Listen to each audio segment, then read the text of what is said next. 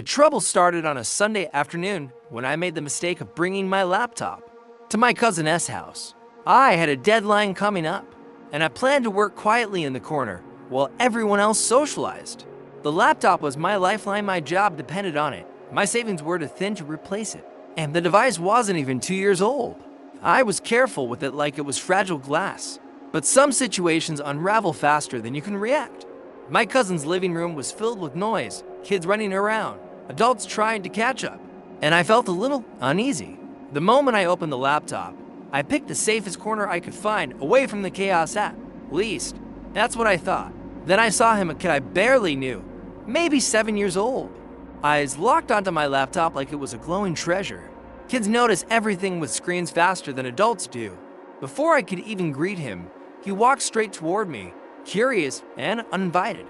I pulled the laptop slightly closer, offering him a polite smile, but keeping my body angled to block his reach. For a moment, he backed up. I thought the risk had passed. Then someone called from the kitchen asking for help, and instinctively, I closed the laptop halfway and placed it on the couch cushion beside me. It wasn't the smartest move, but I truly believed it would be safe for 30 seconds. 30 seconds was all it took for everything to fall apart. As I stepped into the kitchen doorway, I heard a shriek, a loud, delighted child's shriek. Then a thud, then the unmistakable crack of something expensive hitting the floor. I rushed back into the living room and froze. My laptop lay face down on the tile, the casing bent, the screen visibly cracked. The kid stood over it with a toy truck in his hand, proudly announcing that he had tried to drive it like a ramp. For a moment, I couldn't speak. My heart dropped so fast it made my knees weak. This wasn't just a device. This was my job, my deadlines, my rent, the projects I'd worked months on. When I finally regained my voice, the kid was already running to his mother, a woman I'd never interacted with before, who didn't even look in my direction. She just patted his head like he dropped a remote, not shattered someone's livelihood. I approached her calmly at first, explaining what happened. I expected shock. I expected at least a hint of responsibility. Instead, she shrugged, barely turning her head, and said something that felt like a slap. He's just a kid. Just a kid. As if the age of the destroyer erased the destruction itself. She refused to even walk over and look at the damage. She said it couldn't be that bad, that laptops break all the time, that I shouldn't have brought something fragile around children. With every dismissive word, my frustration deepened into something colder. She talked like I'd intentionally set a trap for her son. I felt myself losing ground fast. The longer she spoke, the more she justified her refusal, crafting excuses with unbelievable confidence. She insisted kids were unpredictable, that it wasn't her fault, and that accidents were a natural part of life. But the final blow came when she said she wasn't paying a single rupee because I should have been watching my belongings, as if I hadn't been, as if her son hadn't sprinted toward them. The moment I stepped away, my cousin stepped in to mediate, but even she struggled to get the woman to acknowledge any responsibility. Meanwhile, the kid had returned to playing like nothing had happened. Leaving my shattered laptop cooling on the floor like discarded trash, I picked it up carefully. The hinge was broken, the frame dented, and the screen was bleeding LCD. Repairing it would cost nearly as much as buying a new one. I stood there holding it, feeling the weight not just of the device, but of how powerless I felt in that moment. There was no resolution. The mother left without apologizing, without offering anything, not even a glance in my direction. She walked out believing she had won the battle of logic and parenting simply because she refused to acknowledge the damage. That night, I stared at the broken laptop on my desk, thinking about how unfair life can be when responsibility is optional for some people and unavoidable for others.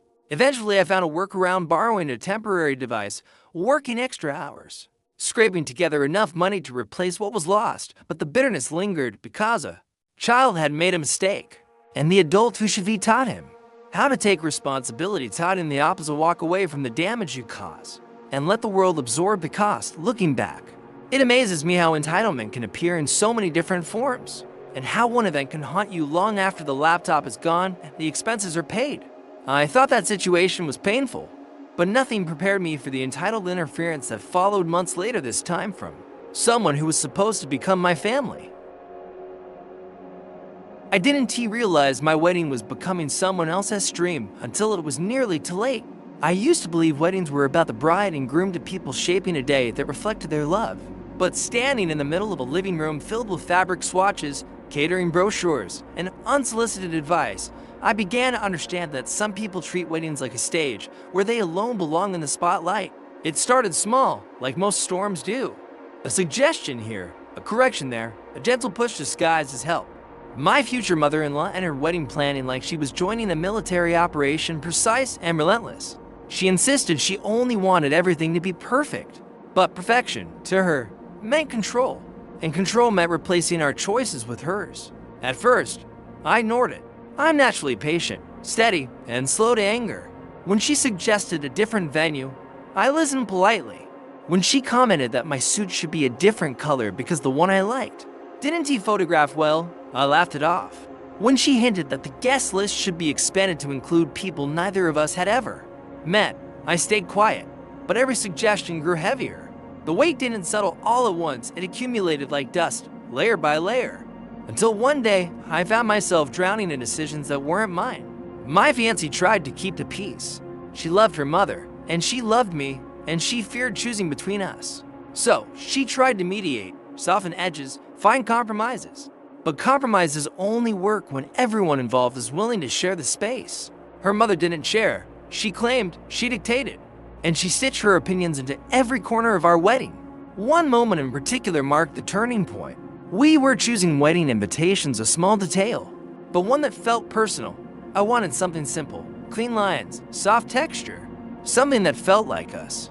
My future mother-in-law, however, arrived with a box of ornate, gold-foiled invitations that looked like they belonged to royalty from centuries ago. Before I could even express an opinion, she laid them out as if the decision had already been made. She described the embossing, the fonts, the symbolism, explaining each choice like a lecturer. She didn't pause to ask what we wanted. She simply declared what we would have. Something inside me cracked. It wasn't the invitations themselves. It was the realization that my own wedding today meant to celebrate my relationship was being sculpted into a monument to someone else's expectations. From there, things spiraled quickly. She began scheduling appointments without telling us. She booked a photographer that neither of us had reviewed. She secured floral arrangements that didn't resemble anything my fiancé had envisioned. She even attempted to change the wedding date, claiming the original one wasn't auspicious enough. My fiancé grew exhausted. Every time she tried to stand her ground, her mother pushed harder. I watched her spirit dim, the joy draining from her as she tried to keep everyone happy. I couldn't stand it anymore. The wedding was no longer exciting for her, it was becoming a battlefield. And then the final blow dropped like a stone. One evening, after a long day at work, I walked into my apartment and found my future mother-in-law standing in the center of our living room, holding my wedding suit. She lifted it as though she were presenting evidence in a trial and announced that she was returning it because she found a more suitable one that matched her vision. She had entered my home without asking, taken something deeply personal, and decided it was hers to alter. I felt something rise inside me, not anger, but clarity. A quiet understanding that if I allowed this to continue, my life would be filled with moments like this. Interference disguised as concern, control disguised as care, boundaries ignored because she believed her presence outweighed my autonomy. In that moment, I realized the wedding wasn't the issue. It was a symptom of a larger problem. I wasn't just marrying my fiancé, I was inheriting a shadow that threatened to stretch across every major milestone of our future. I took the suit from her hands and felt my voice steady inside me. I didn't argue. I didn't raise my tone. I simply stated what I knew to be true. The wedding was no longer ours, and if nothing changed, the marriage itself wouldn't feel like ours either. She stood frozen, clearly stunned that I had finally pushed back. She wasn't used to hearing no. Not from her daughter, not from her husband, and certainly not from me. She reacted with disbelief first, then indignation. She claimed she was helping, that she knew better, that I should be grateful. But her words didn't shake me this time. I had already reached the breaking point. My fiancée arrived shortly after, and the look on her face told me everything. She had grown up in this environment. She had learned to shrink to keep the peace. She had accepted her mother's dominance because resisting it felt impossible. But seeing me stand firm did something to her. It gave her permission to reclaim her voice. Together, we told her mother plainly that the wedding belonged to us, not her. We would make the decisions.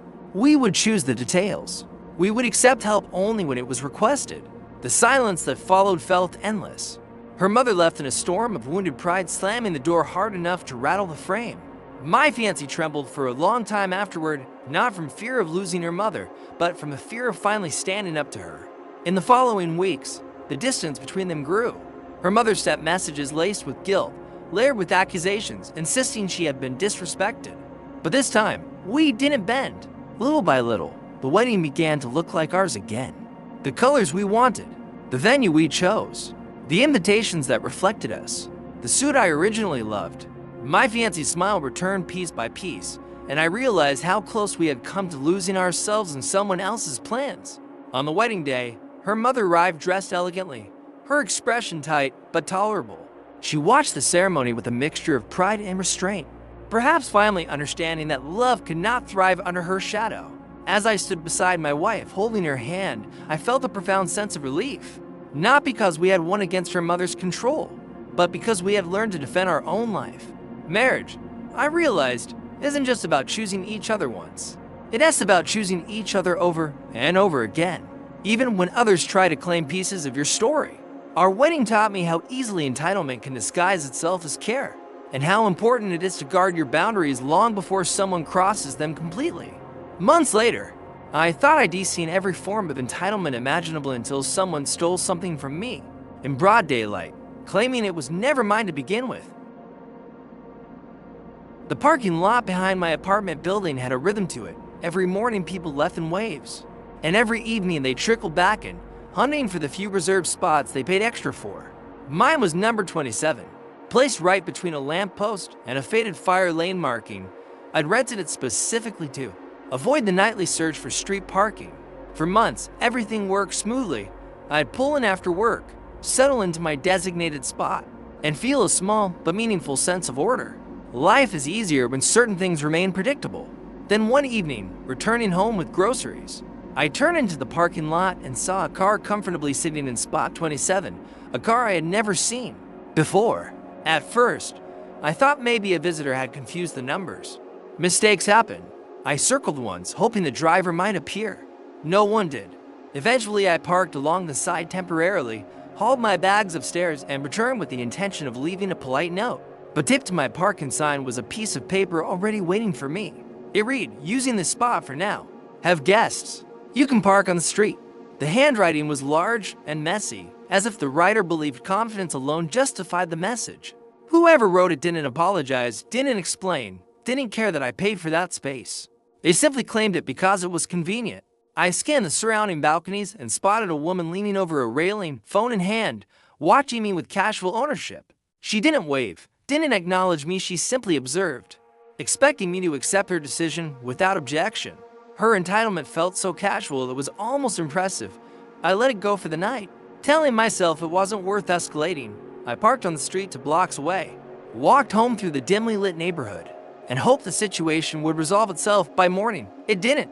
The next evening, the same car was there again, parked slightly off-center, as though daring me to challenge it. This time the note wasn't on the sign. It was tucked under my windshield wiper. "Using this spot for the week. Don't tow. It's rude." The week. I felt my patience stretch thin.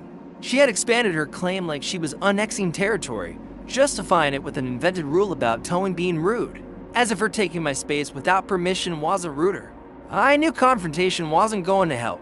People who believe rules don't apply to them rarely understand logic. But I also wasn't going to spend money on a spot I wasn't using. So I documented everything.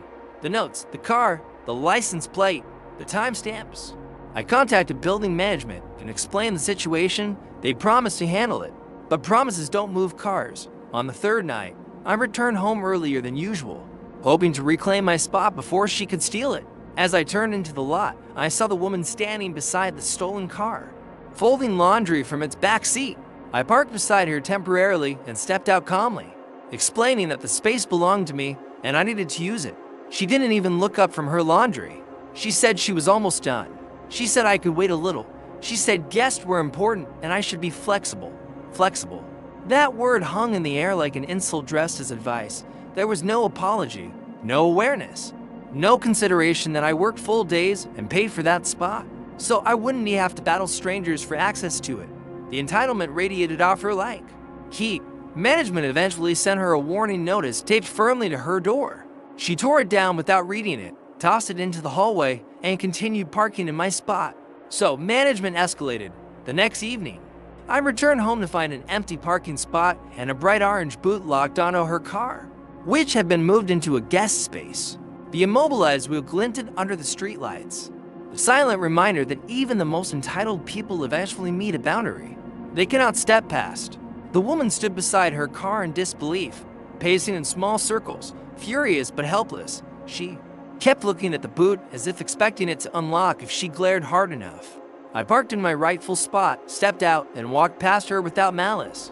She avoided eye contact, her confidence drained the moment consequences arrived. For days afterward, she refused to acknowledge me, not with the same smug avoidance as before, this time with the quiet embarrassment. She had assumed she could take whatever wasn't guarded, but once her convenience collided with the rules she couldn't bend, she discovered limits she didn't know existed. Eventually, she moved her car permanently to a visitor area, and my spot remained untouched. It amazed me how some people build entire realities around entitlement, believing others must yield simply because they demand it. But reality isn't shaped by their wants, it's shaped by boundaries. And boundaries always show their strength when pushed. Little did I know the strangest twist of my entitlement encounters was still waiting for me, one involving a child, a lie, and a blame so unexpected it genuinely left me stunned. It happened in the grocery store on a quiet Thursday evening, the kind of shopping trip where nothing unusual should occur. I was picking up a few essentials after work: bread, eggs, fruit, trying to get in and out quickly. The store was nearly empty, peaceful in a way that felt like a rare break from the week. I turned into the cereal aisle, scanning the shelves for the brand I liked. Halfway down the aisle, a kid stood on the lower rung of a shopping cart, rocking it back and forth like it was a carnival ride. His mother scrolled through her phone, oblivious to the danger her child was orchestrating. I kept my distance, kids being kids, nothing new. I found my cereal, placed it in my basket, and continued walking. As I approached the end of the aisle, the kid suddenly leaned far to the side. The cart tipped, wobbling violently, and before I could react, the entire thing toppled over with a crash that echoed through the store. The kid wasn't hurt, just startled. He sat on the floor, blinking, shocked that gravity didn't obey his game. Cans and boxes rolled in all directions. I placed my basket on the ground, instinctively moved to help lift the cart off him. Before I could touch it, the mother rushed over not to check if her child was okay, but to glare directly at me as if she'd discovered the culprit. Her accusation hit me like a slap. She pointed at the cart, claimed that I had walked too close, insisted I had startled her son, and announced loudly that I had caused the entire incident. I stood frozen, stunned that reality had been rewritten in real time. A store employee arrived, drawn by the noise. The mother immediately repeated her accusation, embellishing details that had never happened, painting me as some reckless adult who had endangered her child. Her voice shook not with fear, but with the righteous confidence of someone who believed that blame was a tool she could wield however she wished. The twist came when the security guard approached, carrying a small tablet. He explained that all cameras were functioning. He reviewed the footage briefly, then looked at the mother with a stillness that felt like judgment itself. He explained calmly that the video showed the kid rocking the cart for several minutes, showed the mother on her phone, showed me nowhere near the cart until after it fell. Her expression shifted from outrage to panic in an instant. She tried to argue that cameras could be misleading, that angles distort events, that I must have walked too fast or too close or to something. But the footage was undeniable. The guard asked if she wanted to watch it herself. She declined. The employee helped the kid stand and checked for injuries. He was perfectly fine. The mother grabbed his hand, avoiding everyone's eyes, and disappeared down the aisle without another word. As I picked up my basket again, the guard shook his head as if he'd seen this 1,000 times, people bending truth to avoid responsibility, turning strangers into scapegoats. Walking out of the store later, I felt a strange sense of clarity. Entitlement doesn't just appear in demands or theft or manipulation. Sometimes entitlement is the belief that the truth itself must rearrange to protect your ego. Thanks for listening. If you enjoyed the stories, don't forget to subscribe for more.